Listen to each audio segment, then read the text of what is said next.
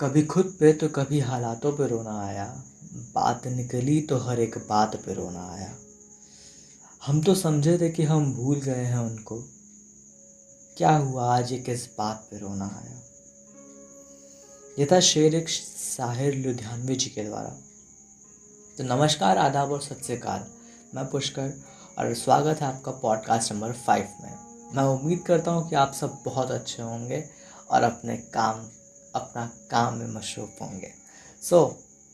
आज हम जो बात करने वाले हैं वो बात करने वाले हैं कि जो राइटर्स होते हैं वो क्या सच में उनकी हालत अच्छी नहीं होती। क्या जो हमें एग्जाम्पल आज तक दिए गए हैं सब कुछ सही है। मैं आज एक ये जो वीडियो है वो पूरी की पूरी इंस्पायर्ड है मनोज मुंतशिर जी की वीडियो, जिनका मैं लिंक आपको डिस्क्रिप्शन में दे दूँगा। आप ज़रूर उन्हें सुनें, वो वीडियो देखें क्योंकि वो बहुत ज़्यादा इन्फॉर्मेटिव वीडियो है। तो बात ये है कि हमें आज तक जितने एग्जाम्पल दिए गए राइटर्स के बारे में, जो पोएट के बारे में हैं, जो भी शायर के बारे में हैं, वो सही नहीं दिए गए। क्या वो उस हिसाब से थे कि हम सुने, हम उनसे इंस्पायर्ड हों और हम ये सोचें कि राइटिंग को हम एक करियर ले लें। क्या किसी शायर को आपको सुनकर ये लगा कि या आपको एग्जाम्पल ऐसे दिए गए कि आपको ये लगा कि हाँ यार, मुझे ऐसा ही बनना है, अपनी पूरी ज़िंदगी ऐसी बितानी है। मुझे तो नहीं लगता कि घर वाले कभी भी आपको ये कहे हों कि यार तुम राइटिंग में क्यों नहीं ट्राई करते। सिंगर बनने का बहुत लोगों का शौक़ होता है और घर वाले कई लोगों के सपोर्ट भी करते हैं, पर एज अ करियर राइटर कभी सपोर्ट नहीं होता। ये इंसान को खुद चुनना पड़ता है, एक डिसीज़न उसे खुद लेना पड़ता है, उस पर स्टैंड करना पड़ता है, सबसे लड़ना पड़ता है एक तरह से, फिर वो एक करियर लेके चल पाता है। तो बात ये है कि हमें एग्जाम्पल्स आज तक सही नहीं दिए गए। जैसे हमें हमेशा बताया गया कि निराला जी गरीबी में चले गए, अज्ञेय जी गरीबी में चले गए, प्रेमचंद्र जी, नागार्जुन, हमेशा इन लोगों का एग्जाम्पल दिया गया जो बताया गया कि ये लोग बहुत गरीबी में चले गए और ये लिखते बहुत अच्छा थे, पर ये बहुत अपने फाइनेंशियली बहुत ज़्यादा सक्सेसफुल नहीं रहे। ये हमेशा हमें बताया जाता है कि अगर राइटर बन जाओगे तो बस एक झोला उठाओगे और बस चलोगे, वैसा और आगे का कुछ तुम नहीं सोच सकते। जबकि ये कहना बहुत गलत होगा कि जिस ज़माने में ये लोग भी लिखते थे, उसी ज़माने में के साहिर लुधियानवी जी भी हैं, जो कि मेरा मानना है बहुत अमीर थे, बहुत रईस थे। जितने रईसों के पास ऐसी गाड़ियाँ वगैरह होती थी वो उस वक्त उनके पास थी। जिस बंगले में वो रहते थे वैसा बंगला लेना कई अमीर लोगों का ख्वाब रहता था सिर्फ। तो बात ऐसी है कि सिर्फ आपको एग्जाम्पल्स गलत दिए गए। और राइटिंग अगर मैं आज के ज़माने में देखूं और आज के एग्जाम्पल देखूं तो आप चेतन भगत का एग्जाम्पल ले सकते हैं। ये राइटर हैं बहुत बड़े, आपने नाम तो सुना ही होगा। और अगर मैं शेरो शायरी और लेखन की बात करूं, जो गाने वाले लिखते हैं, लिरिसिस्ट जिन्हें कहते हैं, उनमें जानी आते हैं, गुलजार आते हैं, जावेद अख्तर जी, मनोज मुंतशिर जी खुद और निर्माण। इन लोगों के बारे में भी मुझे आपको बताने की ज़रूरत तो है नहीं कि ये कैसा लिखते हैं और क्या लिखते हैं। ऐसा बिल्कुल, मैं जिन जिन लोगों के नाम लिया हूँ उनका आप लेखन सुनेंगे या पढ़ेंगे तो आपको पता चलेगा ये कितना डीप लिखते हैं, कितना अच्छा लिखते हैं, सरल बात में हर एक कुछ कह जाते हैं।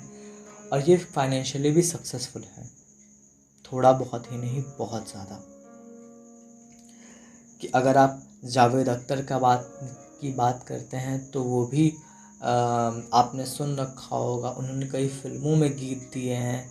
उन्होंने अपना राइटिंग एज ए करियर चुना और वो आप देख सकते हैं कि वो कहाँ हैं। गुलजार जी जिस बंगले में रहते हैं और जो उनका लाइफ स्टाइल है वो आप देखें तो आपको पता चलेगा कि इससे अच्छा शायद ही कुछ हो सकता है। तो ये कहना सरासर गलत होगा और एक कंक्लूज़न निकालना तो बहुत ही गलत होगा कि हम अगर राइटर बनेंगे तो अपनी सिर्फ सेल्फ सेटिस्फैक्शन के लिए बन सकते हैं, हम उसे एज अ करियर नहीं चूज़ कर सकते। पर अगर आप एज अ करियर चूज़ करना चाहते हैं तो भी आप राइटिंग को एज अ करियर चूज़ कर सकते हैं। उसे अपने जीवन का एक हिस्सा बना सकते हैं। आप उसे लिख कर, उसे समझ कर, उसके बारे में जान कर, काम कर कर अपना फाइनेंशियल भी बहुत अच्छा कर सकते हैं, फाइनेंशियल कंडीशन भी बहुत अच्छी कर सकते हैं अगर आप उसमें पूरी मेहनत, उसमें अपनी पूरी जान डालते हैं तो। हाँ, एक बात और है कि बाकी जो लोग लिखते हैं, बहुत सारे लोग लिखते हैं, हमें उनके नाम नहीं पता, शायद ना पता हो, क्योंकि वो अपने सिर्फ सेल्फ सेटिस्फैक्शन के लिए लिखते हैं, सिर्फ अपने लिए लिखते हैं, सिर्फ अपनी डायरी के लिए लिखते हैं। वो पब्लिश नहीं कराते कहीं, या फिर कुछ ऐसा नहीं कराते कि जिससे हमें पता चले कि वो भी लिखते हैं। क्या पता वो और अच्छा लिखते हों। कुछ लोगों के अंदर राइटिंग को वो करियर लेके नहीं चलते, पर फिर भी वो बहुत अच्छा लिखते हैं। पर अगर आपको ये राइटिंग एज ए करियर लेके चलना है तो थोड़ा बहुत आपको कमर्शियल भी लिखना होगा, थोड़ा बहुत आपको इस जनरेशन के हिसाब से लिखना होगा, थोड़ा बहुत इस जनरेशन की टेस्ट के हिसाब से लिखना होगा। और मैं इस जनरेशन की टेस्ट अगर बताऊं तो वो आप कह नहीं सकते कि क्या सही है क्या गलत है, ये क्या सुनना पसंद करते हैं, क्योंकि इसी ज़माने में हुड़ हुड़ दबंग करके जो गाने थे वैसे भी हिट हुए हैं, और इसी ज़माने में तेरी मिट्टी भी हिट हो रहा है।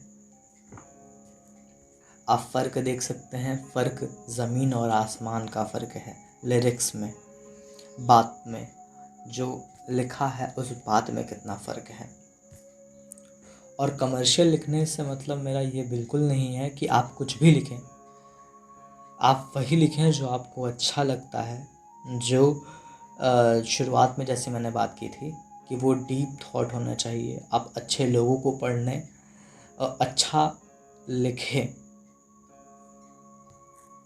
आजकल सिर्फ कमर्शियल का मतलब कुछ भी लिरिक्स डाल देना, बहुत सारा शोर डाल देना गाने में, जिसकी वजह से गाने का मतलब ख़त्म हो जाता है। ऐसा बिल्कुल नहीं है। कई सारे राइटर्स हैं, कई सारे गाने आज के ज़माने में भी आते हैं जो अच्छे होते हैं, जो लिखे अच्छे होते हैं, जो कहे अच्छे, जिनके बोल अच्छे होते हैं, म्यूज़िक अच्छी होती है, और वो कमर्शियल भी हिट होते हैं। आप जो लोगों को सुनाते हैं, लोग वही तो सुनना पसंद करेंगे। अगर किसी को आप अच्छा सुनाएंगे नहीं तो उन्हें पता कैसे होगा कि आप अच्छा लिखते हैं, या उनका टेस्ट हम कैसे समझ लें कि वो बदल जाएगा। तो आप जो सुनाते हैं वही लोग सुनते हैं, वही लोग समझते हैं। जब आप उन्हें अच्छा सुनाएंगे नहीं तो आप उम्मीद कैसे कर सकते हैं कि वो अच्छा सुनेंगे।